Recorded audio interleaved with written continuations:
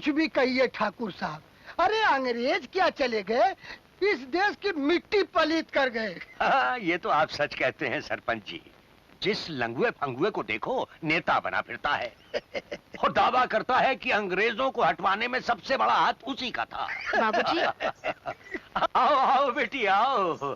अरे रे रे रे रे, रे भाई तूने क्यों तकलीफ की है?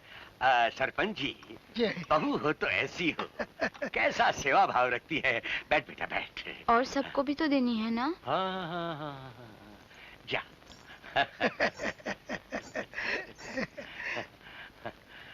चाय अच्छी बनी है ना बाबूजी? अरे तेरे हाथ की बनी चाय कभी खराब हो सकती है क्यों सरपंच जी?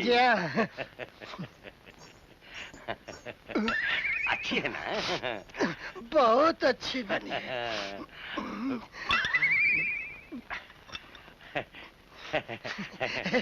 अच्छी है। अरे सुनो तो, अरे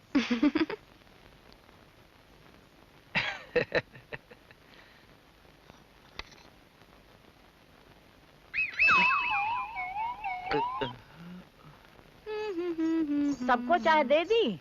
जी। और तू नहीं पिएगी? मैं चाय नहीं पीती। क्यों? मेरी माँ कहती है लड़कियों को चाय नहीं पीनी चाहिए। हाँ? रंग काला पड़ता है। हाँ? एक तो काली कलुटी हुई, ऊपर से चाय पी ली तो। वाह वाह वाह वाह वाह, कितनी बढ़िया चाय बनाई है तुमने। सच कहूं तो जिंदगी में ऐसी चाय कभी नहीं पी। झूठ। नहीं नहीं नहीं, सच। तुम भी पी के तो देखो। मैं चाय नहीं पीती। ठीक है ठीक है, जरा चक्कर तो देख लो। लो लो ना, आप पियो पियो।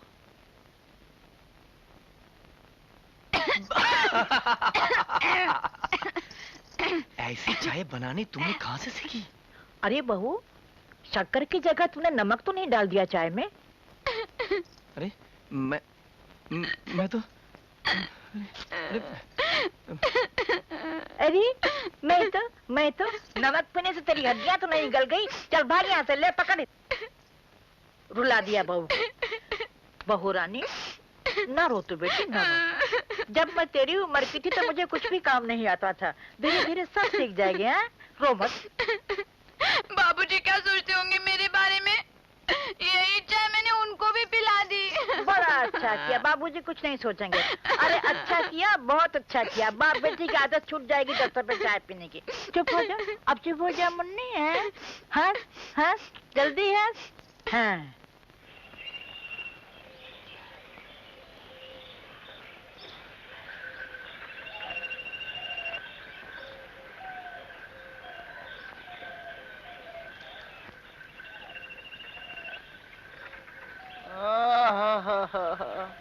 एक ही रोज में कैसे सूखे छुआरे से हो गए हो।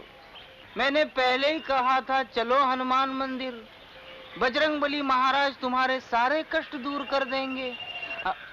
निकल जाओ यहाँ से। आउट।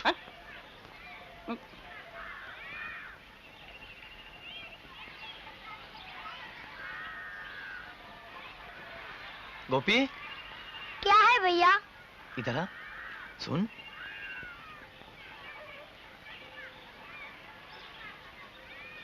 आज चेहरा मुरझाया सा लग रहा, क्यों? लगता है खाने पीने में ध्यान नहीं दे रहा है तू। ये ले, चारा नहीं, मिठाई खा लेना। हाँ अच्छा भैया। अरे सुन सुन सुन सुन,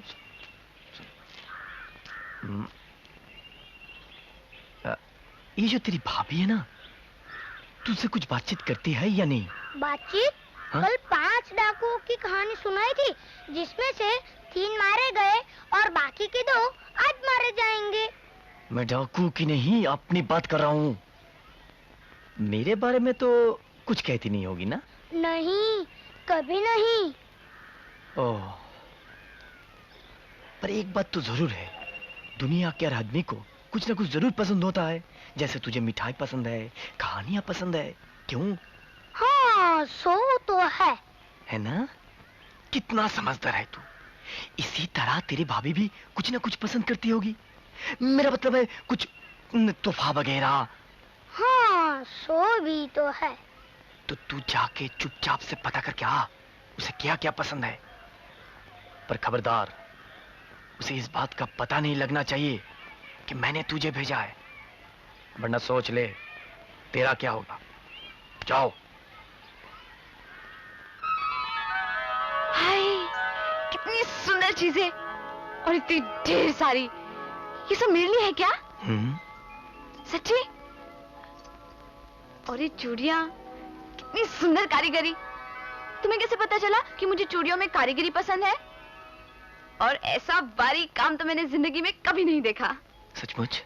तुम्हें पसंद आई? कसम से मुझे बहुत पसंद आई। चलो, मेरी मेहनत तो सफल हुई। सुबह से इन चीजों के लिए कहां नहीं भटका, फिर चीजें मिलने पर भी यही डर बना रहा तुम्हें पसंद आएंगी या नहीं। अरे, जब तुम इतने अच्छे हो तो तुम्हारी चीजें क्यों नहीं अच्छी हो सकती? वो तो मैं तुम्हें मेले में देखते ही समझ गई थी। हाँ? जब मेले में देखकर समझ गई तो आज तक झगड़ा क्यों कर रही हो मेरे साथ? मैं? हाँ। मैं और झगड़ा? हाँ। बिल्कुल नहीं। वो तो जब तुम मुझे गुस्सा दिलाते हो तभी तो गुस्सा होती हूँ, फिर गुस्सा खत्म, झगड़ा खत्म, सब बराबर। मोगरा है ना? गुलाब होता तो और भी अच्छा होता। आज मुझे इतनी खुशी हो रही है, इतनी खुशी हो रही है कि बस खुशी ही खुशी हो रही है। कितनी तकलीफ उठानी पड़ी होगी तुम्हें। क्या है? कुछ नहीं, कुछ नहीं। और इन चमकीले बूंदों का क्या कहना। मैं अभी पहन के दिखाती हूँ तुम्हें। हाँ,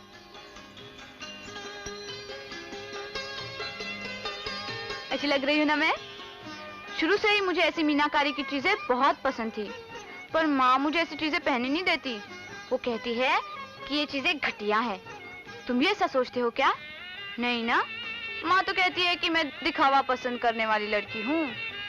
तुम्हें मालूम है एक दिन क्या हुआ? एक बूढ़ा चूड़ी वाला हमारे घर आया। क्या रंग बिरंगी चूड़ियां थी उसके पास, लाल लाल, हरी हरी, नीली नीली। मैं देखते ही दौड़ी माँ के पास और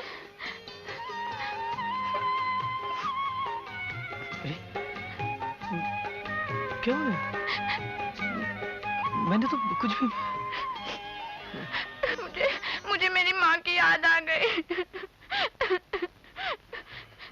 तुम मुझे मेरी माँ के पास भेज दो ना। अब भी भेज दो मुझे मेरी माँ के पास। तुमने क्यों पराया कर दिया मुझे? क्यों अलग कर दिया मुझे? क्यों अकेला भेज दिया यहाँ?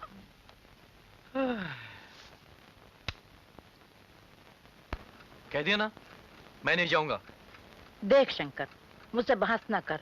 हमारे खानदान की परंपरा है कि शादी के बाद दुल्हा दुल्हन तीसरे दिन देवी के मंदिर में पूजा देने जाते हैं। फिर बेचारी सुबह से रो रही है, शायद माँ की याद आ रही हो। अरे अपने लिए ना सही तो उसके लिए चला जा, उसका दिल बहल जाएगा, अपना काम भी हो जाएगा। जा बेटा जा, कपड़े पहन ले, जा। जिद नहीं करते हैं, जा।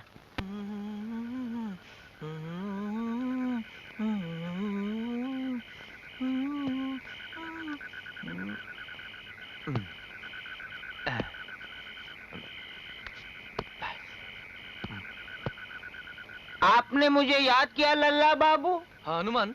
हाँ, एक काम करो, ये बगीचे से थोड़े फूल तोड़ लाओ। फूल? हाँ फूल, यू फूल। पहली बार नाम सुन रहे हो क्या? रात में फूल नहीं तोड़ते लल्ला बाबू। जो मैं कहूँ चुपचाप से करो। जाओ, आउट आउट।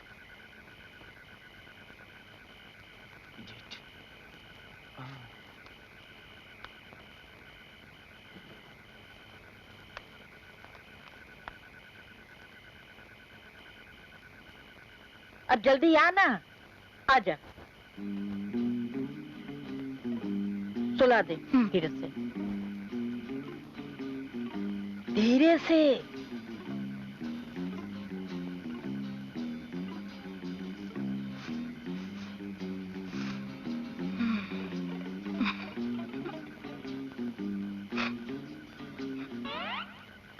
रसीली जी, तू जा अंदर।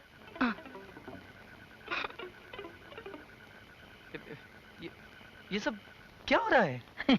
बात ये है बेटा कि बहू देवी माता का व्रत किया है ना, तो उसके कुछ नियम हैं। वो आज अकेली रहेगी और मेरे कमरे में सो जाएगी। तुम दोनों भाई एक पर सो जाओ। गोपी तुम्हें तंग नहीं करेगा। हाँ नहीं नहीं नहीं, तंग क्यों करेगा? हाँ। आप आप एक काम कीजिए ना, हाँ। बाकी घर वालों से कहिए ना, वो भी अपना ताम झाम लेके यहीं चले आए। अरे कैसी बातें करता है, मेरे सिवा इस घर में है कौन? जा सो जा, थका हुआ है, मैं भी थकी हुई, जाकर सो जाती हूँ। जा सो जा बेटा, जा। रसीली, ओ रसीली।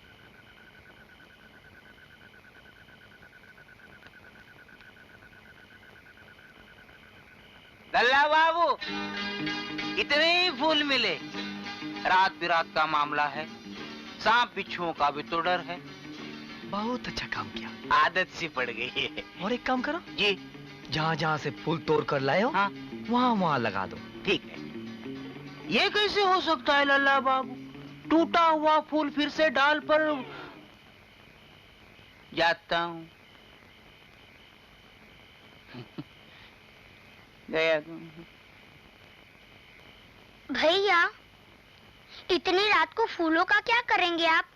अचार डालूंगा। तू सोता क्यों नहीं? हे पवन सुता, हे बजरंग बली, तुमने गंधा मादन पर्वत को अपने सिर पे धारण किया था। अपने शक्ति का थोड़ा सा भाग हमारे लल्ला बाबू को दे दो। हे परम ब्रह्मचारी, तुम में ब्रह्मचर्य का ऐसा तेज है कि जो बड़े बड़े दुश्मनों को निस्तेज कर देता है।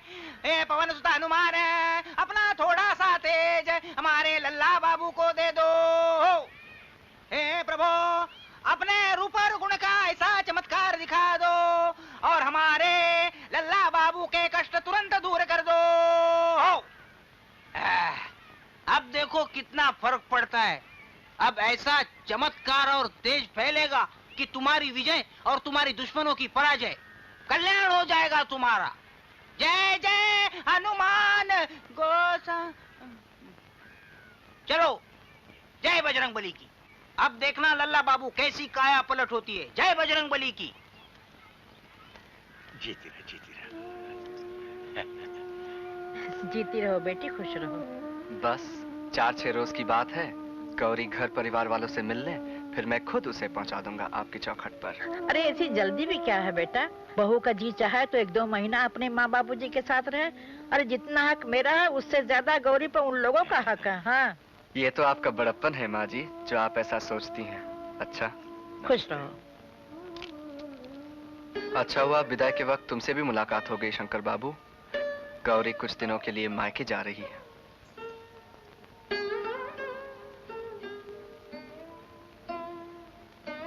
मैं तो भूल ही गई थी। अरे ये क्या करते हैं आप, पाँव छूने दीजिए ना। माँ ने कहा था आते वक्त सब बड़ों के पाँव छू कर आना। फिर अभी तो मुझसे बड़े हैं ना। तुम जा रही हो? हाँ, अपने घर जा रही हूँ। मालूम है वहाँ सब मेरी राह देखते होंगे और कितने खुश होंगे मुझे देखकर। मैं तो फूल ही नहीं समा रही। गोपी, जा रही हूँ बाबूजी, जा रही हूँ दादी माँ।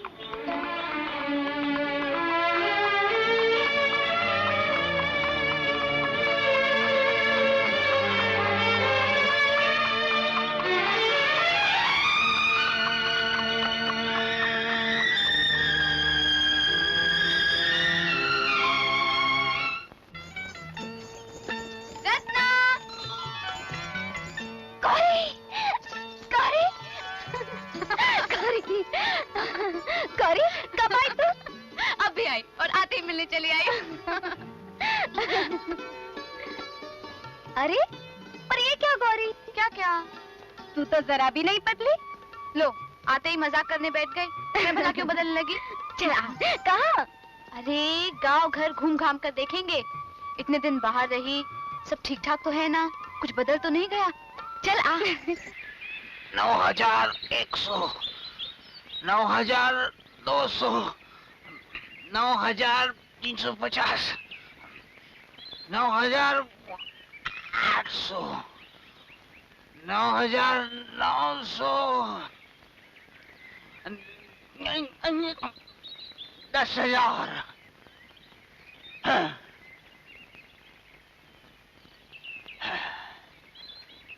अब जाके कहीं पूरे 10,000 दंड बैठक लगा पाया हूं मैं। बाबा बजरंग बली से हमारी क्या होड़ होगी। वो तो लाखों दंड बैठक एक सांस में खींच जाते थे। कुछ गंभीर बात हो गई है क्या लल्ला बाबू? कुछ गंभीर बात हो गई है क्या? तुम्हारे चक्कर में पड़कर हर पसा उल्टा पड़ गया मेरा, समझे तुम? ये कैसे हुआ? चमत्कार क्यों नहीं हुआ? अब समझ गया। एक बात पूछूं लल्ला बाबू, आप बगैर नहाए मंदिर गए थे क्या? बकवास बंद। मुझे तो हैरत अपने बड़े बुजुर्गों पर हो रही है। किसी ने भी पूछने की जरूरत नहीं समझी कि उसे जाना चाहिए था या नहीं। अरे मैं कोई आदमी नहीं हूं क्या? और वो कैसे हंसते मुस्कुराते चली गई। अरे इतिहास में पढ़ा कभी पत्नी पति को छोड़कर जा रही हो और वो भी हंसते हुए? बोलते क्यों नहीं? ठीक है, ठीक है, मुझे उसकी कोई परवाह नहीं, कोई जरूरत नहीं है। मैं उसे एक शब्द भी नहीं लिखूंगा, कभी नहीं, नहीं, कभी नहीं। मैं तुम्हें कभी चिट्ठी नहीं लिखूंगा। चिट्ठी तो उसे लिखी जाती है जिसकी याद सताती हो। और सच तो ये है कि मैं खुश हूं, तुम्हारे बगैर मैं बहुत खुश हूं। अब तक तो तुम्हारी आंखें खुल चुकी होंगी। अपनों से अलग रहने का अकेलापन, अपनों से बिछड़ने का गम आंसू बनकर तुम्हारी आंखों से जरूर बह रहा होगा, लेकिन मुझे इसकी रत्ती भर भी परवाह नहीं। रो, खूब रो, रोती रहो।